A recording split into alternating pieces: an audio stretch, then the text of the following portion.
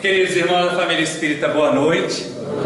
E que essa oportunidade preciosa de contactar Jesus, de trazer a essência do Mestre para o nosso dia a dia, para os nossos pensamentos, de reencontrá-lo com uma proposta que a doutrina espírita tem, de fazer Jesus compreensível, de trazer o cristianismo à revivescência da sua mensagem mais simples, mais pura, mas a que única e efetivamente vai consolar todos nós.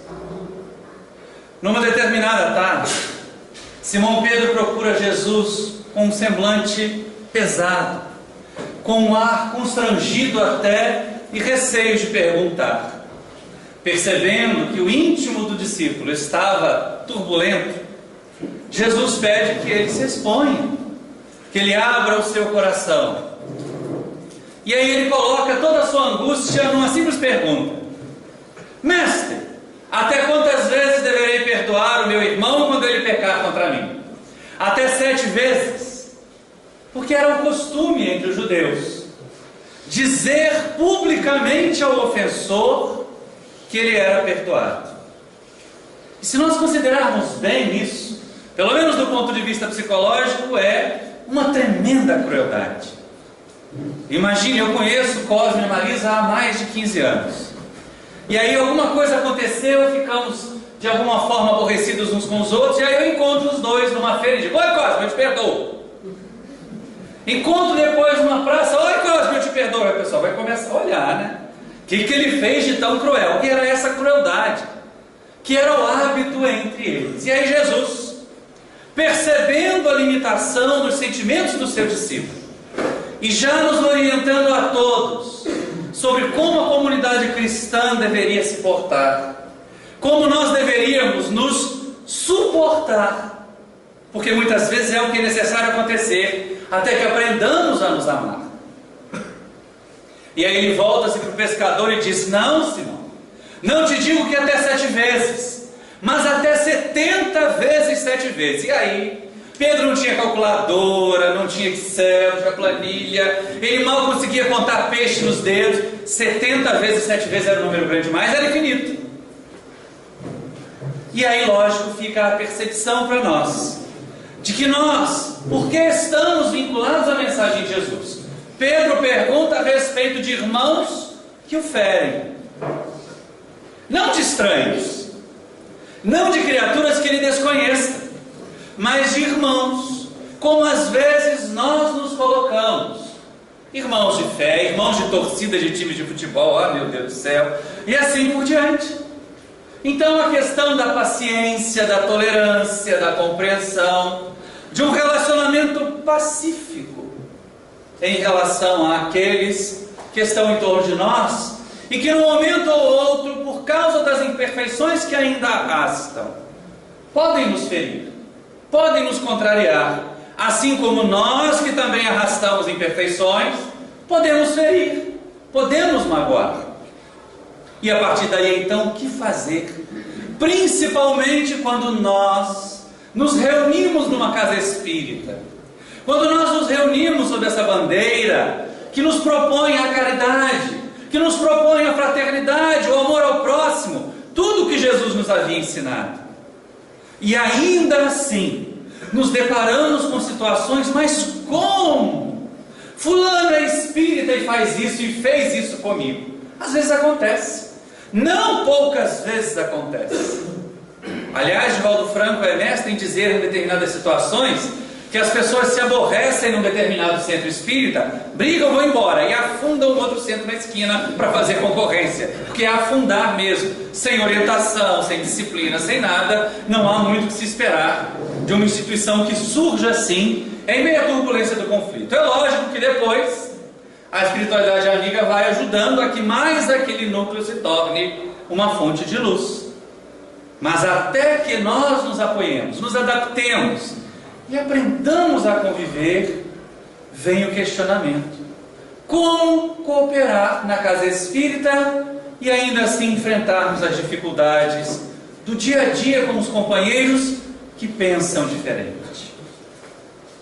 E aí uma questão que aparece logo nos primeiros convites à reflexão: divergir é inevitável. Nós somos individualidades. Nós não somos máquinas programadas para ser exatamente iguais uns aos outros. Nós pensamos diferente, nós sentimos diferente, nós temos histórias espirituais diferentes. E aí, lógico, vamos reagir diferentemente às situações que se deparam diante de nós.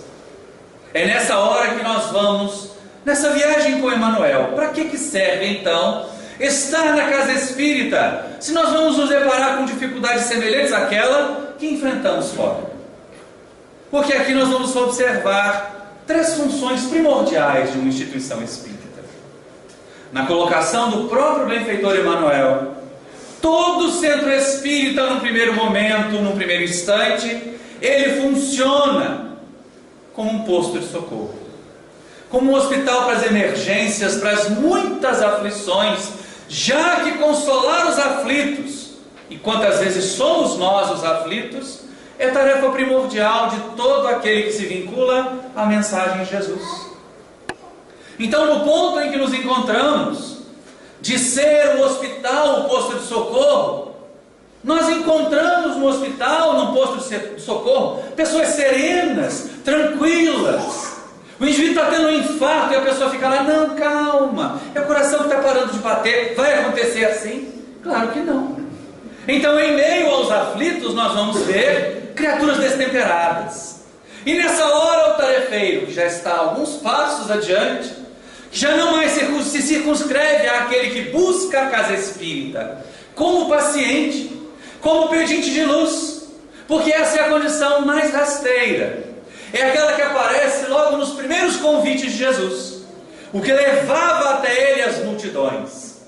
Quando o mestre abriu os braços e dizia: vinde a mim todos vós, que estáis aflitos e sobrecarregados, e eu vos aliviarei. É verdade. Só que a gente às vezes quer parar aí, né? Oba, eu vou lá no centro que vai me aliviar. Eu vou tomar passe, eu vou beber água frutificada e vai tudo ser resolvido. Calma, porque Jesus continua com o convite. Aprendei comigo que sou manso e humilde de coração. E ainda nos propõe carregar o seu jugo, que é leve, seu fardo suave. E assim nos permite perceber que mesmo na condição de sofredores, mesmo na condição de aflitos, não nos cabe estacionar nela.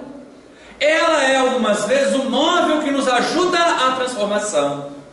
Como aquelas ovelhas preguiçosas que, quando caminham para um pasto mais verdejante, resolvem parar e comer um matinho mirrado que está pisoteado no meio do caminho. Ou o labrador vai lá, o cão pastor vai lá e dá uma mordida daquela para espantar a ovelha, ou vem o próprio pastor e dá-lhe uma bordoada. Ela sai valindo, sai reclamando, mas acaba chegando num pasto mais verde. Quando nós resolvemos estacionar, quando nós resolvemos acomodar no processo evolutivo, quando nós achamos que está bom do jeito que está, que eu não preciso de mais nada, é nessa hora que vem uma dorzinha aqui, outra colar, uma decepção aqui, outra colar, que nos empurra a buscar mais e melhor. Porque o nosso destino é evoluir até a condição de espíritos puros e não nos acomodarmos à condição de espíritos em provas e expiações, como a maioria de nós na Terra. E assim, atendendo ao chamado de Jesus, nós buscamos as instituições religiosas. Mais especificamente no nosso caso, nós buscamos uma casa espírita. E ela precisa estar preparada para ser esse hospital, esse posto de socorro. Imagine a criatura que já vem aqui sofrida, que vem atormentada, experimentando a desencarnação de um ente querido, e poucas doutrinas, se não nenhuma outra, pelo menos no Ocidente, tem o alívio que a doutrina espírita oferece àqueles que experimentam a tragédia pessoal da desencarnação de um ente querido, que ele acha que morreu e não vai ver mais. E aí nós, despreparados, às vezes enfermeiros incautos, chegamos para aquela mãe desconsolada: não se preocupe, seu filho faleceu, é verdade, mas ninguém morre, daqui a pouco você morre e vai encontrar com ele também. Além de tudo, está fazendo bullying com a mãe, apavorando a pobre coitada. Ela já vem aqui lamentar que o filho morreu, e aí diz que você vai morrer e vai encontrar com ele daqui a pouco. Não volta nunca jamais num centro desse. Então, a necessidade de preparação dos tarefeiros, a necessidade que nós conheçamos a tarefa que vamos desenvolver. Ah, mas eu não senti essa dor ainda. Mas nós podemos ser empáticos. Não é sentir o que o outro sente, mas sentir como se nós fôssemos o outro. Porque se eu sentir como o outro sente, o meu desespero vai ser igual ao dele. E a ideia da doutrina espírita, para ser consoladora, principalmente para aqueles nossos trabalhadores, é que nós apresentemos, em meio à compreensão da dor do outro, uma face diferente de equilíbrio, de harmonia, e não de frieza e distanciamento. E assim nós seremos acolhedores, aconchegantes, a casa espírita que acolhe, os trabalhadores dispostos a ser gentis, recepcionar com um sorriso. É tão mais agradável. Imagine, se a gente entra numa casa espírita, a pessoa está no portão igual um leão de chácara de boate, né? Vai tomar passe, a pessoa senta aí, já encolhe, já vai ficar com medo de tomar, né? Um passa fora em vez de um passe. Então a gentileza no trato, a maneira de nós interagirmos, principalmente com o necessitado, porque ele tem as suas urgências, ele não tem o equilíbrio que nós tarefeiros deveríamos ter, e é a ele que deve ser direcionado o nosso afeto, a nossa gentileza, a nossa cordialidade. Ah, mas eu também atravesso momentos difíceis, hoje foi um dia péssimo. Então não vá para a recepção da casa espírita com esse dispor, não vá com esse humor. Procure ao contrário, chegue mais cedo, vá ler um livro, tente se harmonizar. Procure, se não conseguiu se harmonizar, senta lá para tomar o passe em vez de dar o passe. Mas se nós vamos interagir com o público sofredor, se nós vamos ser a linha de frente do hospital, do posto de socorro, que a casa espírita precisa ser, é necessário que nos qualifiquemos. E aí não há como nos qualificarmos sem conhecer a doutrina espírita. Não há como nos qualificarmos para consolar sem conhecer Jesus. Kardec teve a humildade de perguntar aos espíritos a respeito de como Jesus agiria em determinadas situações. E aí lá na questão 886 do Livro dos Espíritos aparece nitidamente para nós qual é o verdadeiro sentido da caridade como entendia Jesus. E aí as pessoas poderiam esperar a definição de caridade material, de comportamentos, e os Espíritos usam apenas 3 palavras. Claro que cada uma delas discorrida em frases, mas benevolência para com todos. E aí uma questão interessante que às vezes nós fazemos confusão. Benevolência é muito mais amplo do que beneficência. Ser beneficente é apenas atender à emergência do outro. Às vezes basta a caridade material para isso. Mas ser benevolente, envolver com o bem a criatura que sofre. Às vezes nós não temos o recurso material que ela necessita. Às vezes o que ela necessita não é o recurso material, embora pareça pedindo muitas vezes. Mas a compreensão, o olhar do entendimento, o falar com ela olhando nos olhos, e não como fazem alguns companheiros que têm de clinicar no SUS por hora e atendimento em sequência, em série. Às vezes receita o mesmo remédio, já está colocado na receita, porque é só o que tem no posto de saúde. Enquanto que na casa espírita nós vamos tratar os indivíduos como isso, individualidades. Cada um tem o seu problema. E caberá a nós então a ideia: se eu quero cooperar, eu preciso conquistar as virtudes necessárias. Mas os Espíritos vão além. Indulgência para com as imperfeições alheias é a sequência, é a segunda palavra lá do BIP que aparece. Porque indulgência não é dar de ombros, não é dizer assim, fecha o olho, não estou nem vendo o defeito do outro. A indulgência é uma compreensão da limitação, das deficiências, dos defeitos do outro, porque nós também os temos. Mas ao mesmo tempo ela virá com o auxílio para que, se o outro desejar, se o outro quiser, ele consiga sair da condição de inferioridade e alcançar a condição de mais paz, de mais harmonia. E finalizam os benfeitores espirituais com a sugestão de perdão das ofensas. Cabia no final do século XIX, cabe agora, já no século XXI, porque como todos nós somos criaturas ainda tão limitadas, tão cheias das próprias imperfeições, cheios de arestas, ou cheios de espinho em nosso couro, como poderíamos pensar. Mais adiante, é necessário que aprendamos a perdoar as ofensas dos outros, porque somos capazes de ofender. E para sermos merecedores desse perdão, como Jesus havia recomendado, perdoai para que Deus os perdoe. Fazer ao próximo aquilo que gostarias que fosse feito a vós. São ensinos de Jesus que a doutrina espírita repete para nós. E que ainda podemos e devemos colocar em prática na condição de tarefeiros do posto de socorro que uma casa espírita precisa ser. Mas se a casa espírita se limitar àquele primeiro convite de Jesus e estabelecer que seremos um posto de socorro daqui para sempre, teremos pedintes de luz eternamente enquistados em buscar a solução de problemas que eles não querem fazer esforços para resolver. E a doutrina espírita não tem essa proposta. Ela não visa acomodar ninguém, ela não oferece salvação a ninguém, mas ao contrário convida cada um de nós a sermos os construtores da nossa própria felicidade. E aí nós somos convidados a um outro patamar, a ver a casa espírita agora como uma escola de luz. Hoje nós aprendemos, exatamente para nos qualificarmos para viver, a condição de tarefeiros. A condição de assistente é muito mais nobre do que a condição de assistido, embora grande parte das pessoas ainda ache, e às vezes diga isso abertamente: eu vou procurar um centro mais forte, que aquele é fraco, não resolveu o meu problema. E aí está procurando o centro forte, aí até eu não sei aonde. Mas por quê? Porque não quer resolver o próprio problema. Como é fácil ser paciente. Aliás, os pacientes são os mais impacientes que tem, porque eles querem que a gente resolva.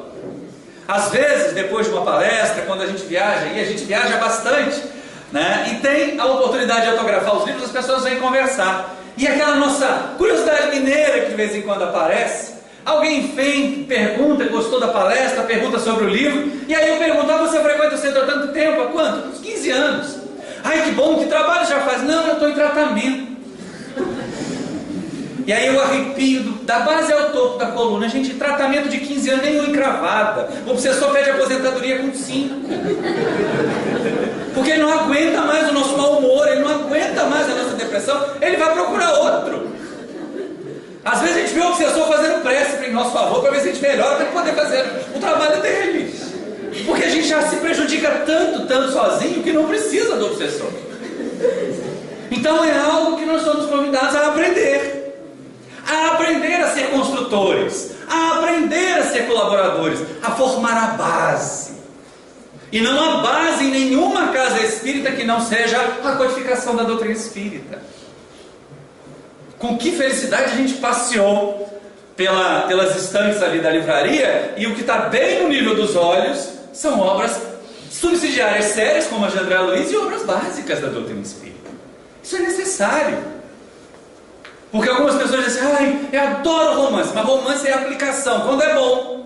Romance, quando é bom, é aplicação do que a doutrina espírita ensina, mas ele não traz conteúdo doutrinário para quem não compreende a doutrina antes. Então tem que ler Kardec mesmo, tem que ler André Luiz mesmo, tem que ler Joana de Ângeles mesmo, se nós quisermos ser membros dessa escola de luz que o Centro Espírita pode ser. E aí mesmo como acontece, quantos querem ser o aluno mais brilhante? Olha a dificuldade de relacionamento agora no outro patamar, né? Porque quando a gente está lá no posto de socorro, de vez em quando o assistente se comporta pior do que o assistido. E quando a gente está na escola de luz, a gente acha que: eu estou aqui há 30 anos, assisto palestras sempre no mesmo banco, tem até plaquinha de patrimônio já para colocar nas costas dele, né? Se bobear, vai desencarnar e vai continuar assombrando a cadeira naquele mesmo lugar do centro, porque não desgruda, gente. E acha que porque está lá há tanto tempo, tem que ser mais acatado do que os outros que são mais recentes. Claro, nós jamais vamos desmerecer a experiência real, mas a real, a teórica, a do eu sei, as 1019 perguntas e respostas do Livro dos Espíritos. E aí qualquer benfeitor espiritual ia perguntar na sequência: e quantas você pratica? Quantas delas você já vivencia? Você fala de imortalidade, mas a ideia de morrer te assusta, então você não é espírita ainda o suficiente. Ah, eu não vou não. Sabe por quê? Se comer aquele negócio pode dar um câncer. Aí morre de medo do câncer, o espírita comete frequente. Claro que nós não vamos pensar em suicídio. Nós não vamos exagerar no sal quando temos hipertensão. Nós não vamos exagerar nos doces quando temos a glicose alta, quando temos diabetes. Mas nós não vamos nos impedir de viver, nem nos atormentar com a ideia da enfermidade. Porque o pensar na enfermidade já é o primeiro passo para que ela se instale em nós. E o pensar em saúde já é o primeiro passo para a cura em nós. E os estudiosos não vão transformar a casa espírita numa universidade. Não tem formatura em escola de médios, a não ser que em algumas outras casas do Israel, mas é em outro estado, tá? Não é aqui no Rio de Janeiro. Porque as casas adesas ao CEF sabem que não tem distribuição de canudo. Não, passei 3 anos, agora eu sou médium formado. Né? Vai receber o Emanuel na formatura. Nem o seu Emanuel da padaria era voz. Que dirá o Emanuel que foi guia do Chico Xavier. E as pessoas imaginam que basta estar na casa espírita. Não, eu sou médium de berço. Nós frequentamos durante 22 anos uma casa espírita no centro, no bairro do Meia, na capital. E as pessoas tinham imensa dificuldade em perceber a necessidade de estudar. Usavam a ideia de médium de berço. Ah, eu sou médium de berço. E os relacionamentos ficavam difíceis porque o médium de berço ia para a reunião mediúnica e fazia o que a criança faz no berço. Só arte. Gritava muito, né? Se jogava no chão. Precisava de educação mediúnica, mas também precisava de educação, ponto. Porque no dia a dia também era uma pessoa dada àqueles estrangeiros. E isso nós encontramos na doutrina espírita. O livro dos médiuns é o primeiro livro de educação mediúnica que qualquer tarefeiro da mediunidade precisa ler. O Evangelho segundo o Espiritismo é o primeiro livro de educação para qualquer um de nós que queira vivenciar a caridade segundo Jesus. E aliás, depois nós temos obras ótimas no nosso companheiro lá de Mato Grosso, do Alírio Cerqueira Filho. Eu vi 3 ali, falei com a Marisa que eu ia citar, mas né, o livro Jesus e Kardec, Modelos para os Trabalhadores do Movimento Espírita e Fora da Caridade Nossa Salvação são excelentes, porque nos fazem refletir a essa situação que virá logo depois de estudarmos, depois de vivenciarmos o aprendizado que é falta. Para qualquer aluno de um curso superior, depois do aprendizado, ele fica ansioso para praticar a sua profissão. Aí a gente olha o espírito assim, agora ele terminou um curso tal, ele vai fazer outro. E quando vai ser trabalhador? E quando vai dar passe? Ah, eu não posso dar passe ainda não estou qualificado. Na verdade, gente, o convite para trabalhar é um desafio a mais para que a pessoa se qualifique. Durante um tempo, na casa em que nós estamos hoje, lá em Esteropédica, havia um companheiro que era tabagista. Fumava desesperadamente, e a gente argumentando de que ele precisava parar com aquilo que não fazia bem para o corpo físico, que não fazia bem também para as tarefas que realizava. Ah, mas então não pode dar passe. Não, ao contrário, você ser chamado para dar passe é um estímulo para que você pelo menos não fume naquele dia. E a partir daí percebeu que não precisa mais fumar naquele dia, pode parar de fumar outros dias. E depois mais outros, e assim se livrar de um vício que é terrível. É claro que frequentemente esse tipo de paciente que acha que é já professor de movimento espírita espera as consequências. E aí não foi de livre e espontânea vontade que esse companheiro deixou o tabagismo. Mas agora está experimentando o resultado de tamanha exposição a um vício assim tão atroz. E nós, nos colocando na condição de estudantes, devemos sim esperar o 3º nível, em que a Casa Espírita se apresentará como oficina de exercícios do bem, em que nós deixaremos definitivamente a condição de assistidos, dos aflitos e sobrecarregados que procuram Jesus para que Ele leve o fardo da gente. Ele não se ofereceu para levar o nosso fardo, Ele nos ofereceu um dos lados do seu jugo, que é aquele instrumento de madeira que é colocado sobre o dorso dos bois num carro de bois, para que eles não andem em descompasso. Quando Jesus nos oferece o seu jugo, Ele quer que nós andemos em compasso com Ele, na mesma marcha que Ele. E aí o convite é sério. Quando alcançamos a condição de trabalhadores, que não nos apropriemos de determinadas tarefas. Viajando por algumas cidades do interior mineiro, a gente ouve dizer assim: ah, é a reunião da dona fulana, é a reunião do seu Beltrano. Gente, é a reunião do centro espírita ou é do dirigente? De novo a essa casa que nós frequentamos no Meia, Havia uma senhorinha que no serviço assistencial prometera para a mãe dela no leito de morte que ela ia cuidar de determinado número de famílias pobres. E ela se apropriou das famílias pobres, eram os pobres dela. E ai de quem desse uma cesta básica.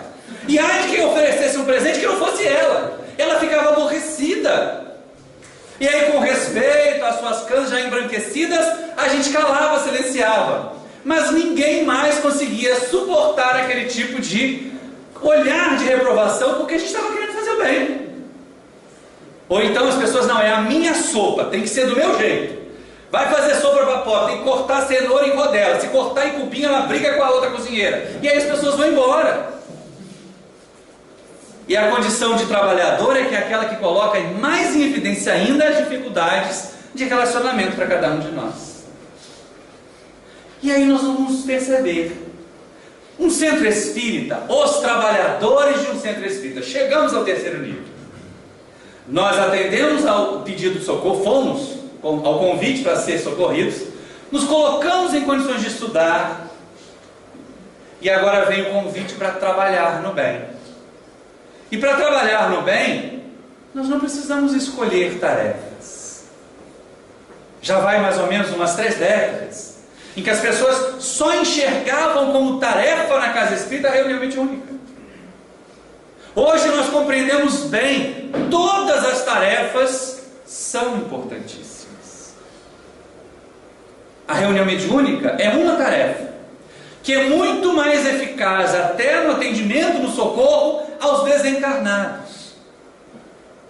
A reunião de desobsessão, ela é a evangelização dos espíritos desencarnados. Mas a evangelização da criança e do jovem é a desobsessão para esses espíritos que começam a sua jornada. Então ela deveria ser feita com maior empenho, com maior carinho. E aqueles que fossem convidados a cooperar, e a gente aproveita o livro do Alírio, deveriam perceber que estão sendo distinguidos com o convite para trabalhar na evangelização no primeiro e segundo ciclos, para lidar com os adolescentes da juventude, e não aquela história assim, hoje é dia de ir para o centro lá domar aquelas crianças. E aí, com expectativa dessa, quem vai conseguir fazer um trabalho de evangelização bom e sério? Que crianças vão gostar de um evangelizador desse, que já entra com um chicote e banquinho para domar os leões? Não vai funcionar. Então é desafiador. Como é desafiador viver? Ou a gente acha que em qualquer outro meio não teremos dificuldades de relacionamento? Dificuldade de relacionamento é característica de um vício nosso ainda muito presente, que os benfeitores apontaram como sendo a chaga radical lá no Livro dos Espíritos, na questão 913, o egoísmo. E aí, quando nós somos contrariados, porque o egoísmo fomenta o orgulho, e exatamente porque ele fomenta, alimenta o orgulho, nós não queremos que se destaquem mais do que nós, que o que nós falamos não seja acatado. É nessa hora que surgem os grandes conflitos.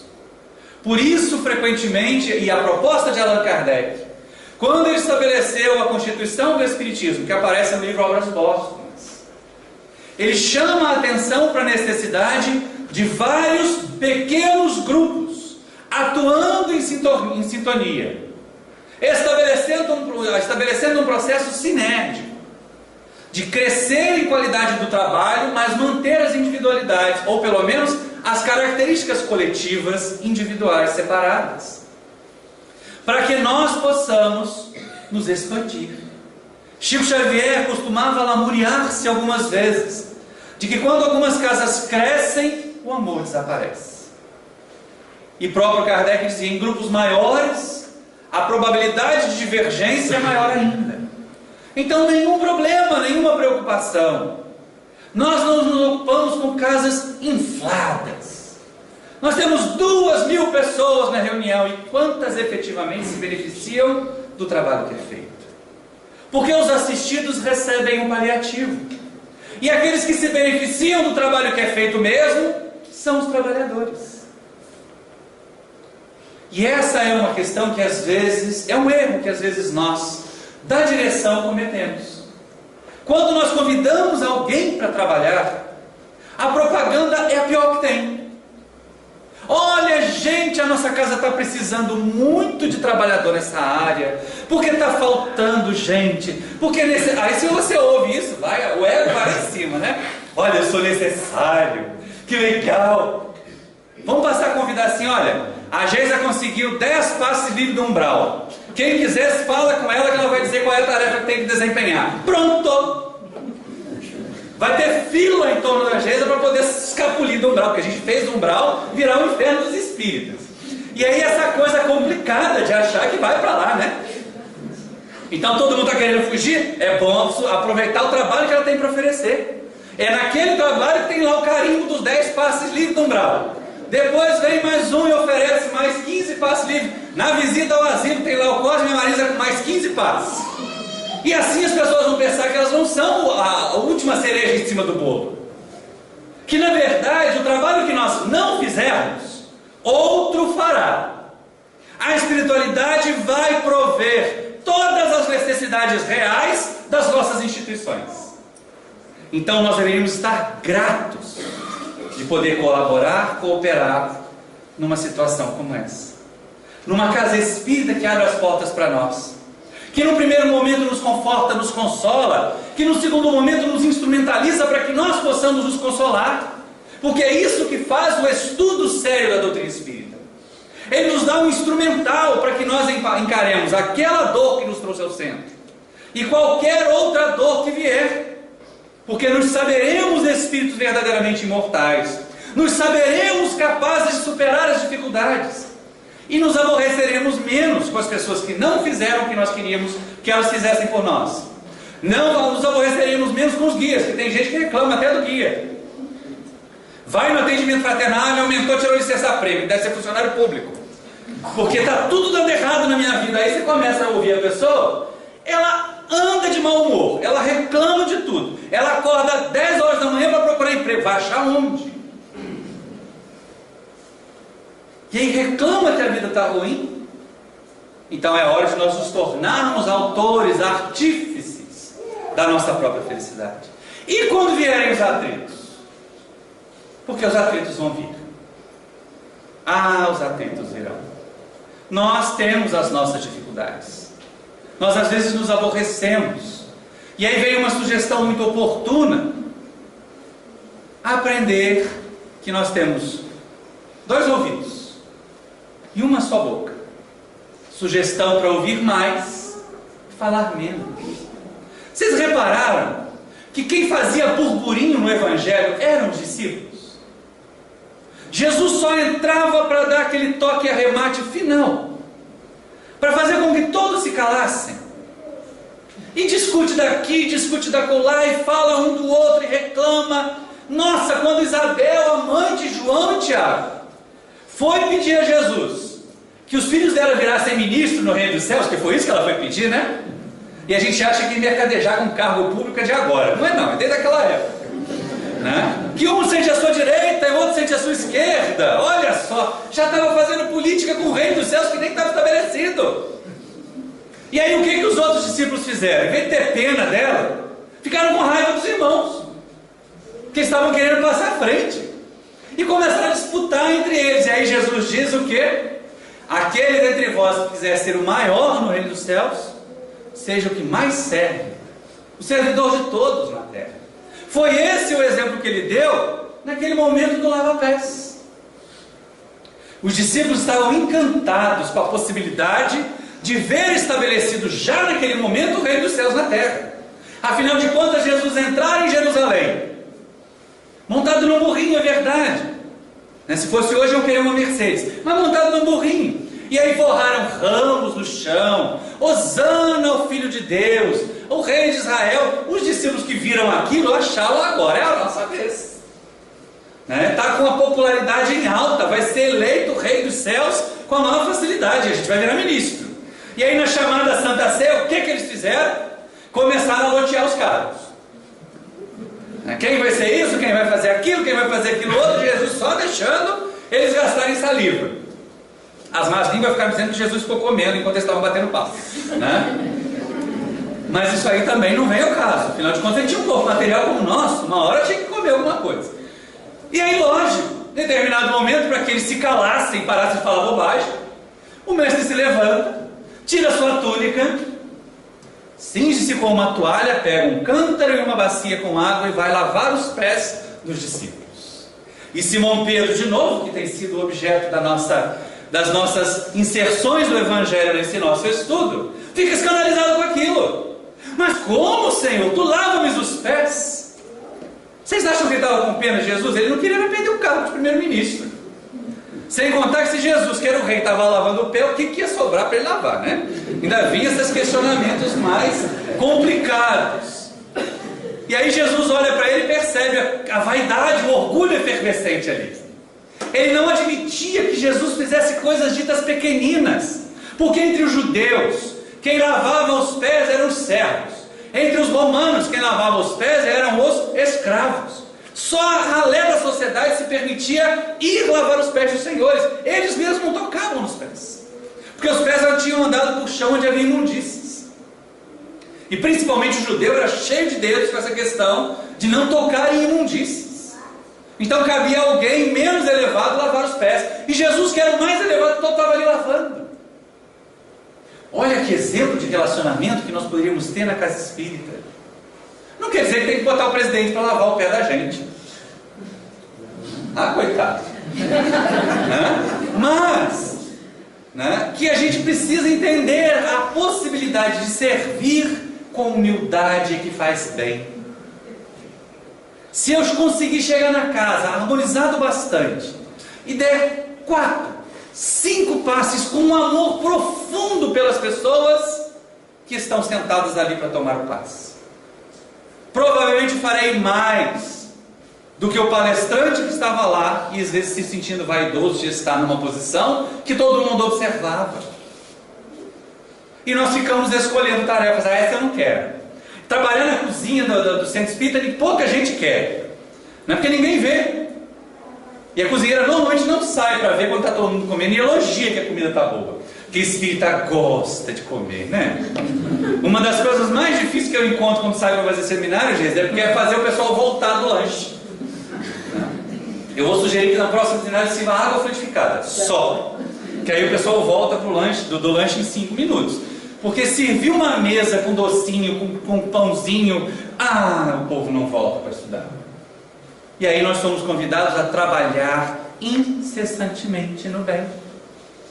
A demonstração de Jesus, porque esse é o grande desafio que vai surgir agora. Somos trabalhadores.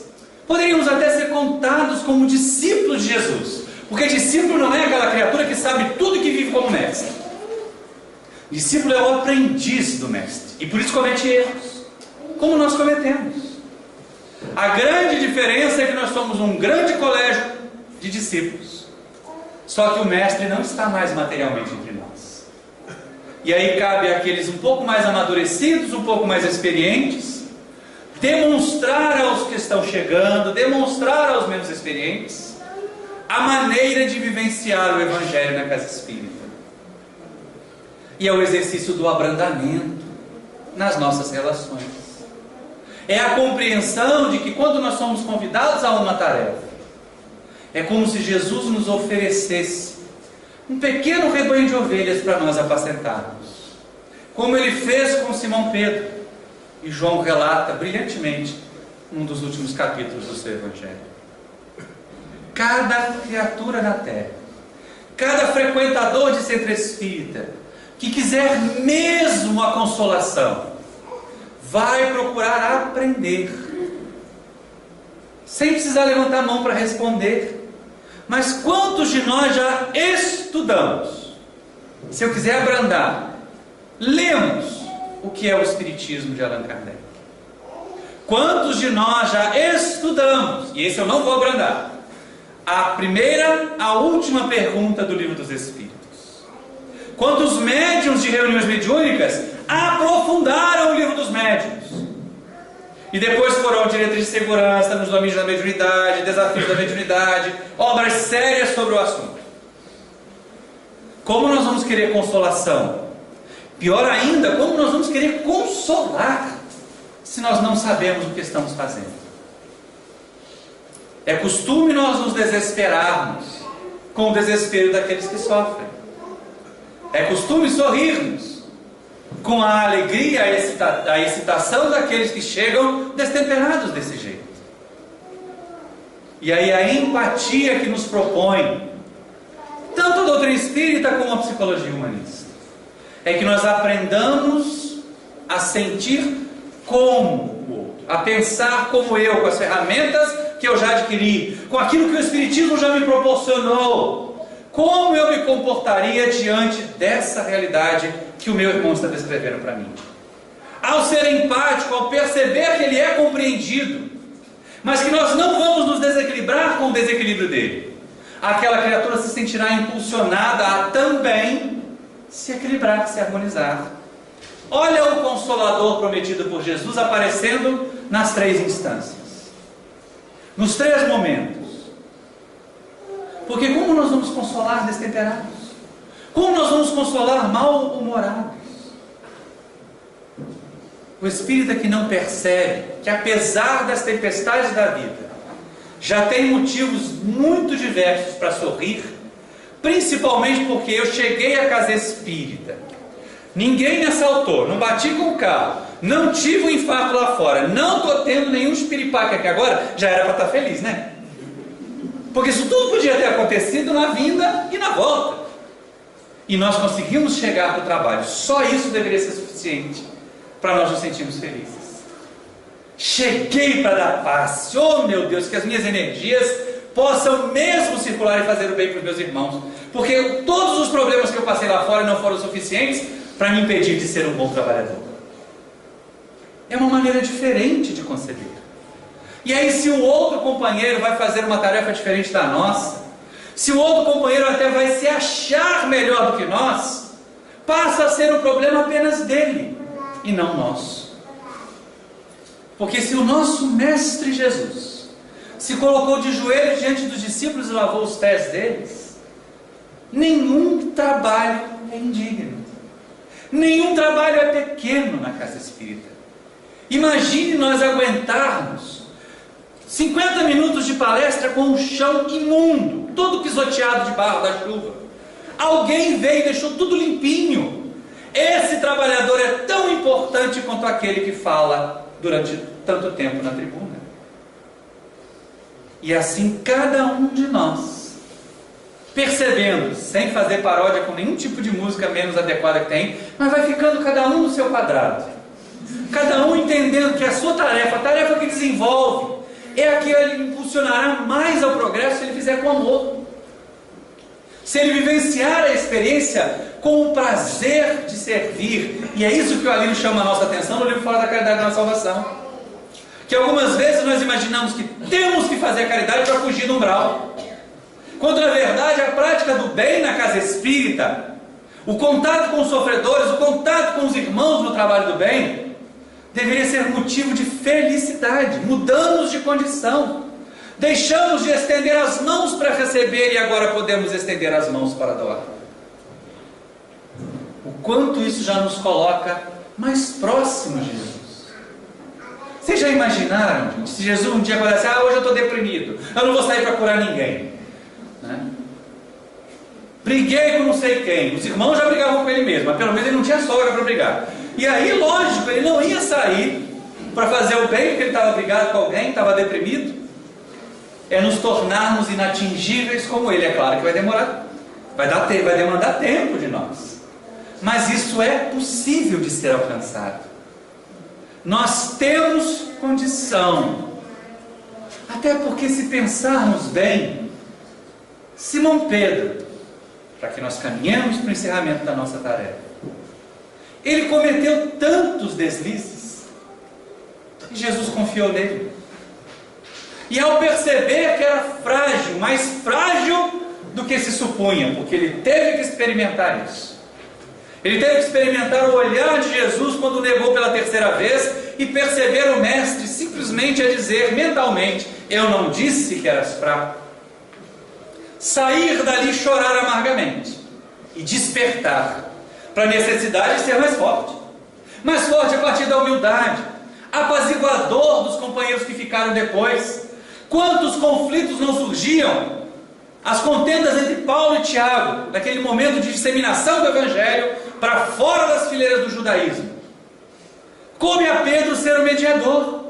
Coube a ele ser aquele que apagou um pouco o incêndio do Tiago aqui, um pouco aquele excitação de Paulo do outro lado, que não podia ser nem para um lado para o outro. Vamos seguir com Jesus. Mas ele aprendeu a partir do processo dolorido de negar o mestre. Aprendeu a partir do processo da imensa dor de não ter mais Jesus para dizer o que ele fizesse. Porque essa é uma das coisas que mais apavora o tarefeiro. Nós somos o colégio apostolar, mas não temos mais o mestre. E agora? Temos que decidir por nós mesmos. Temos que escolher a tarefa nós mesmos. Temos que determinar quem vai compor a diretoria. Temos que dizer quem é que vai para a reunião tal. E por mais que às vezes nós gostemos, tenhamos carinho por alguma pessoa, se ela não está qualificada para uma determinada tarefa, ela não deve compor aquele grupo. Porque ela vai levar desajuste.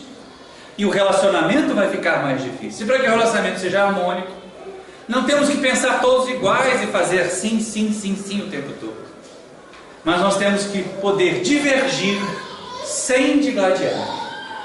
Sem ir à contenda, sem ficar aborrecido, sem ficar de bico. Às vezes alguém faz uma proposta, a proposta é derrotada na reunião de diretoria. Eu quero ver se vai dar certo. E aí fica torcendo para não dar. Vira um obsessor da tarefa. Não precisa nem vir outro espírito perturbador de fora para atrapalhar. Aquele mesmo fica torcendo para não dar certo. Acontece tanto no meio acadêmico, mas a gente também vê acontecer no meio espírita. E aí Jesus, que tendo demonstrado a imortalidade várias vezes, deixaram os discípulos felizes. Mas todos eles sabiam, primeiro, que não era mais o mesmo corpo material que o mestre envergava antes. Tanto que ele aparecia e desaparecia em locais fechados. Não era um corpo físico.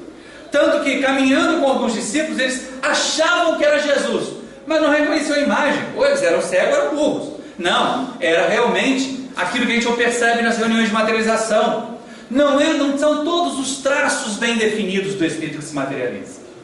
Mas ao partir do pão, ao falar do Evangelho, o coração daqueles discípulos se incendiava, com a certeza de que eles estavam diante de Jesus. Mas vinha sempre o peso. Ele vai embora uma hora. Ele não vai ficar com a gente para sempre. E abatidos com essa sensação de que Jesus ia embora, uma hora não ia ficar para sempre com a gente, eles ficaram à beira da praia, pensando o que fazer da vida. Porque quando Jesus disse assim, vai lá e cura, se eles não curassem, tinha um mestre lá, então cura aqui, Senhor. Não lembra do menino endemoniado? Né? Do menino obsidiado que aparece no Evangelho como endemoniado? Eles não conseguiram curar, levaram para Jesus correndo, resolve aqui que a gente não conseguiu. Agora não ia ter mais isso. Autonomia, era para isso que Jesus o educava. E isso pesa sobre nós. E aí, aflito, pensando nisso, Simão Pedro diz assim, eu vou pescar. Já não aguentava mais pensar no que fazer na Serra do Mestre, ele tentou fugir do assunto. Como às vezes nós fazemos. Nós nos afogamos em trabalho, para não ir para casa porque está com um filho problemático ou complicado. Nós ficamos no centro espírita o tempo todo para não ter que voltar para casa e ver o casamento em ruínas. Fugimos. E Pedro e os discípulos também resolveram fugir. Nós vamos contigo, disseram eles. E aí o simbolismo que João coloca nessa passagem é interessante. Porque se nós considerarmos bem o chamado Mar da Galileia, era limpo, não tinha poluição naquela época. 2000 anos não tinha poluição, tá, gente? Não tinha latinha, não tinha pedaço de plástico jogado na água do rio do lago de Genezaré. Era piscoso. Várias coletividades, várias aldeias viviam em torno do rio, do lago, e viviam da pesca. Os barcos de pesca eram pequenos, de proa, popa, não mais do que esse tablado. Então é lógico que ali João não fala de uma pesca material nem de um barco material. Mas os discípulos passaram a noite inteira lançando redes e nada pescaram. Desperdiçaram a energia, a capacidade de trabalhar de forma improdutiva. Este é o símbolo que colhemos. Quando voltavam à margem, um homem lhes pergunta, irmãos, tem-lhes algo que comer? E eles dizem, não pescamos nada. E o homem responde, ide, lançai as redes pela banda direita do barco. Não fazia a menor diferença, né? Os peixes estavam tudo por baixo, se fosse peixe de verdade. Mas lançar as redes pela banda direita do barco era fazer esforços realmente produtivos, pensados. equipes que se coordenam, equipes que planejam o futuro e não apenas a empolgação imediata do hoje. E aí eles encheram o barco de peixes, fizeram uma ceia, todos sabiam que estavam diante de Jesus, ninguém tinha coragem de perguntar. Pelo menos essa cara de pau os discípulos não tinham, né? Eles sabiam reconhecer a autoridade moral. A gente às vezes está lá o guia dando orientação, mas você mesmo, né? Você está me mandando trabalhar, só pode ser meu obsessor, eu estou em tratamento, né? E a gente adora ficar em tratamento para não ter que trabalhar. E aí depois de cear, o mestre se levanta, e Pedro estava tão acostumado, se levanta também, recebe aquelas 3 perguntas, né? Tu me amas? A primeira vez, sim Senhor, eu te amo. Então apacenta os meus cordeiros. Olha a tarefa. Jesus deu a Pedro não afago, mas tarefa: apacentar os cordeiros. Símbolo primeiro do povo de Israel, que era extremamente machista e não considerava a mulher na questão. Então era levar a mensagem aos homens de Israel. Mal Pedro começa a pensar nessa tarefa enorme, Jesus pergunta de novo: Simão, filho de Jonas, tu me amas? E aí o Pedro pensa assim: será que a morte deixou ele surdo? Acho que não, né? Sim, Senhor, eu te amo. Ele responde mais alto, né? Então apacenta as minhas ovelhas. A gente percebe o tino do Cristo.